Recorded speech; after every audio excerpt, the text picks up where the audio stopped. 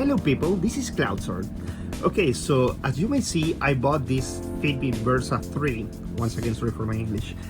Okay, the thing is that I'm gonna return it and I'm gonna explain why. I bought it thinking that, yeah, I wanted a smartwatch, something cool that lets me like read my notifications, and then I was like, oh, and this thing also has like a beats per minute sensor, a blood oxygen sensor. Oh my god, this is so cool, and only for $200. And then I realized that no, this was not the thing that I wanted. The thing is that this is more like a health watch rather than a smartwatch, and I'm gonna explain why. I mean, this has like all the, let's say, like the basic features of a smartwatch. We can see our notifications in screen, we can answer phone calls, and all those basic stuff that any smartwatch has. But the thing is that the integration is not as good as, for example, as an Apple Watch, as a Galaxy Watch, and that's kind of annoying for someone that actually wants like a good integration, in this case with your phone. But for example, this Fitbit has really nice pros. For example, you have a 6-hour battery if you have the always on display off. You have a 6 days, I said days, well, whatever. You have a 2 days battery if you have the always on display.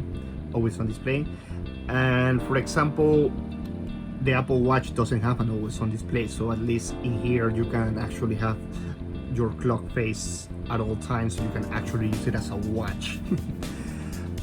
Well, as I said before, for me the integration with iOS is not as great, because you can see notifications but they're like a little bit slow, and also the OS feels like a little bit slow.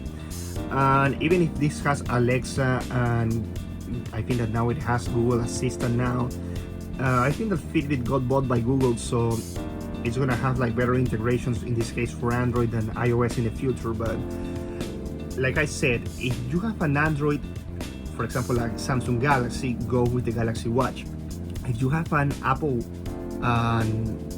iPhone, go with the Apple Watch, because there are gonna be like better integrations. Now, if you're more into health, well, cool, maybe this is actually for you, because you have like all these sensors that might be good for you. But at least I discovered that this is not what I really needed. I don't need like all these metrics. I find them interesting, and at the beginning I was like, oh yeah, this is like definitely like a good buying selling point, because it has like more stuff than the Apple Watch.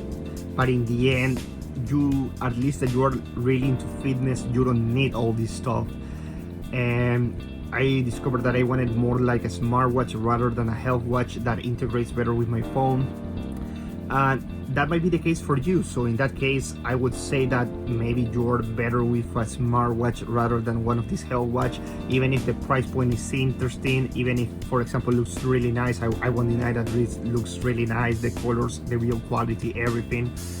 But I prefer to have a better integration with my phone, and that's something that I recently discovered, rather than all these cool like features that the watch has. But even if this watch has health features like the heartbeats per minute, the blood oxygen sensors, I would leave a link to an article in the description that the New York Times posted, that says that after like examining like all these sensors, they're not as accurate as their obviously medical counterparts. So you want to be careful, because these watches are only like for you to have like an overall idea of how's your health, but not to have like a precise, in this case, health measurement. So you're gonna want to keep that in mind even if you have one of these. But the thing is that, at least for me, this is not the watch that I want.